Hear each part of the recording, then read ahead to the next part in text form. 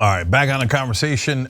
We've got a guest for you guys to talk about something that's very controversial online right now. It is reporting about something called the Riot Squad. So Rob Mackey's going to join us. He's a senior writer at The Intercept. He used to be the writer at the New York Times for their breaking news blog, The Lead, etc. And Rob has written about the Riot Squad, and that has led to some controversy. So Rob, welcome to the show. And tell us, first of all, what the hell's the Riot Squad? Well, this is basically a sort of informal group of young field reporters for conservative news sites and YouTube channels. And they have traveled the country over the past year, basically since George Floyd's death, reporting on the protest movement, which is obviously a good thing to do, that people should report on it. But what I found I came across this group basically by trying to figure out where a lot of viral videos from protests came from. And a lot of the most viral videos were of violent events, sort of on the fringes, very often not really connected to protests, but things that were videotaped in front of journalists and went totally crazy on social media. They were seen tens of millions of times. And then what's happened is that a lot of times that sort of dominates the coverage, especially on Fox News.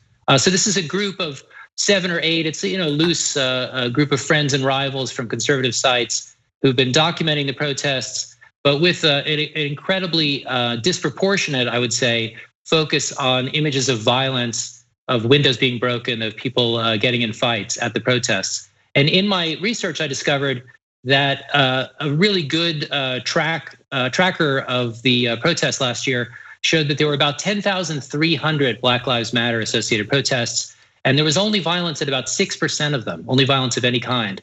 And what I think we can say when we look at the conservative media is that if you watch Fox News and you see all these clips played over and over and over, you would think that the other 94% of entirely peaceful protests didn't happen. And so that's why I think it's important to look at this work and try to understand how influential it's been to forming people's opinions. So look, I'm not at all surprised by the right-wing media. Look at angry black people, they're all violent. And is that what they're driving towards? Yes, absolutely, positively, no question about it. They never give you the context of, but 94% of these protests were perfectly peaceful.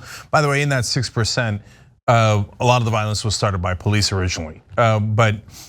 So I know they're not gonna give that context. What I'm surprised by is anyone attacking you guys for covering the story. So now, I'm also surprised you call them journalists. So that's an interesting conversation, because in the old days they did have journalists, William Sapphire, David Frum, etc. Now I hated those guys too. Don't get me wrong. David Frum started the war and helped to start the war in Iraq and has a lot of issues, right?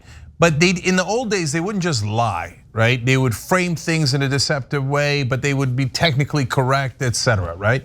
Usually, most of the time. In the new days, I would never trust someone that called himself a right-wing journalist. I would have to have overwhelming evidence before I trust them, because almost everything we've ever covered was deceptively edited videos. If someone from the right wing gave me a video and said, here's the video, I say, there's no way that video is true. I would have to have forensic evidence to believe that video. Why? Because I hate the right wing? No, but because I've seen in dozens of cases that they doctor the videos. They do it as a matter of course. Fox News has no journalistic standards. They'll put doctored videos on air without blinking twice, or thinking twice or blinking, either way. So do you think they're actually journalists? Yeah, I mean, that was something when I set out to look at this, the first pieces I was looking at, there's a guy named Elijah Schaefer who is a sort of pundit and reporter for Glenn Beck's Blaze TV. He, at a protest in Dallas last year, it was just very obviously deceptively edited some footage. He put out a clip that was seen 35 million times on Twitter alone of a guy who was at a protest, a white guy, getting beaten up pretty brutally by protesters. It went everywhere. Trump mentioned it, boosted it on Twitter, brought it up as tear gas was being fired at protesters outside the White House to sort of smear the whole movement. And what came to light from other witnesses who were there is that this guy who was seen at the end of the event being beaten up had confronted the protesters. He later admitted himself that he started the confrontation by going to a bunch of marchers marching through his neighborhood with a machete. And then when they picked up some rocks and tried to like fend him off, he backed up a bit, charged at them, shrieking, and cut one of them. And then that's what you see at the end is they beat the hell out of him. It was a brutal beating, absolutely, that's true. No one supports that. But that's absolutely true that a huge problem here is deceptive editing and people receiving these little clips, these little glimpses of information on their phones very often with no other context and with no way of checking to see what happened first. So I did document a few cases like that that are really totally egregious. I think that's important to understand that that's part of what goes on. But I would say, on the question of whether, and I think left-wing protesters often view these people as political activists. They don't see them as journalists. My feeling is that if you go in the field and you film something and you report on it, it's a kind of reporting in journalism. I would hope that it's ethical, and sometimes it's not like that. But there are other people who do actually report accurately. They take video accurately of things they see that are sort of outrageous that happen in front of them. But the question then is, how is that processed on social media and in the right-wing media, especially on Fox News? Almost all of these people are regularly appearing on Fox News to talk about their clips. But they'll do something like in a protest in Philadelphia in October when Walter Wallace Jr. was killed by the police. The video of him being shot on camera sparked protests in West Philly, where he was from. The next day, a lot of these people, 5 of these journalists for conservative sites, showed up to film protests. I think they were expecting something bad to happen. There were peaceful protests, which isn't really very good for them. They went to a police station with people who screamed at the police, but there was nothing going viral basically because there was no violence. There was nothing getting out of hand. Then there was a report that way across town, a 30-minute drive away, 10 miles away in a retail park that had nothing to do with this neighborhood, nothing to do with protests, there was some looting.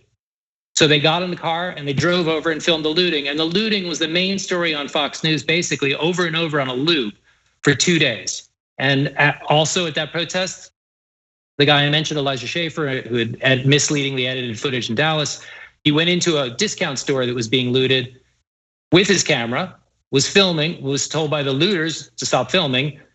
I guess he didn't get away entirely at first or quickly enough, and they punched him in the mouth. And then he was a featured guest on Tucker Carlson 2 days later. The video of him being punched in the mouth went viral. And you would have no idea that anything happened in Philadelphia if you watch a conservative media, except these people attacking this right-wing journalist. And he went on the air and went on Tucker Carlson and on Blaze TV and said that he was attacked by what he called Black Lives Matter protesters. There was no protest in that part of Philadelphia. It's a totally different place. It's practically New Jersey. And these were looters who were taking advantage of sort of an opportunity where the police were overwhelmed. So this is an example where you have people going to a protest, they film what happens, it doesn't take off for them, then they film a totally unrelated event because that fits the narrative. Yeah. And so I would say that, it's a thing where you have to look at a kind of broader picture than just deceptive editing. It's selective what they film and what they say about it. And by saying that they were protesters, that's a flat out lie. Yeah, that's the least surprising thing I've ever heard. And by the way, if a black person had attacked white people with a machete, how do you think they would have covered that instead? Do you think they would have left that part out? If a bunch of white people were brutally beating a black man, but the right wing knew that the black man had attacked them with a machete earlier, do you think they would have left that part out? Right, so it's just absurd, it's absurd. They're not journalists. And so I can't say it about all of them, but the instances where you have the selective editing, which is, in my experience, the ones that have made it to enough of a controversy, almost every one of them was selectively edited. And so people attacked you guys though for talking about this phenomenon. Well, it would appear at the bare minimum that you were doing journalism in covering this phenomenon. So what on God's green earth did they have to complain about? What, are they just supposed to butcher these videos and you're not allowed to talk about it? What's the claim? One part of the claim is that on Fox News, on Laura Ingram's show, there was the idea, it was claimed that we were, intentionally trying to expose the identities of these journalists so that they couldn't report and would get beat up by Antifa. And in fact, these are public figures. They've all been on Fox News. They're all regularly, the person that we were specifically talking about in that case had just been on Laura Ingraham. So they're familiar faces if you watch the right-wing media. And left-wing protesters are not idiots. They're watching live streams. They're watching the right-wing media. They have been talking about trying to interfere with these people getting footage of their protests for almost an entire year.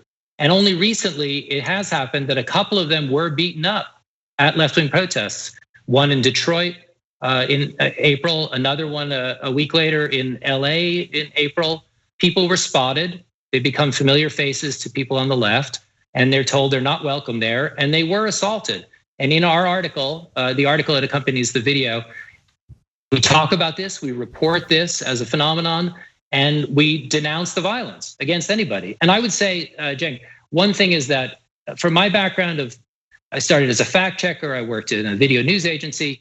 I do think it's true that anybody of any political background, if they witness something that's newsworthy, can actually record something that then we can use as evidence and try to understand things. So I would say that in that way, what they do is certainly journalistic, but it's important, I think it's important, and that was sort of the point of the piece, for people to realize when they see something that's viral or they see video from one of these videographers, that they understand that it's in a context where you might not be getting the whole story, and that's an important thing to think about.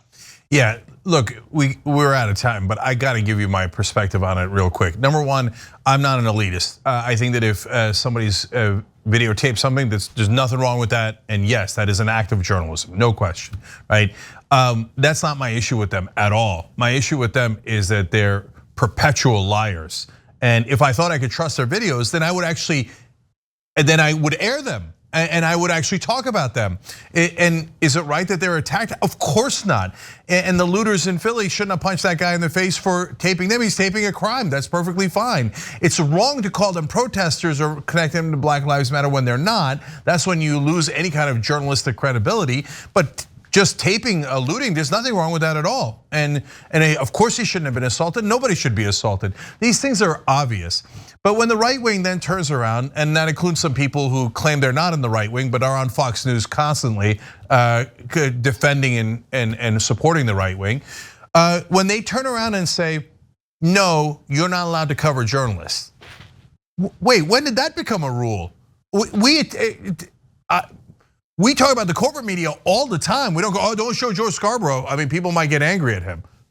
Other people that used to work at The Intercept and then that are now right-wingers and aren't Fox News 24/7 cover the corporate media and would talk about the reporting of specific journalists all the time.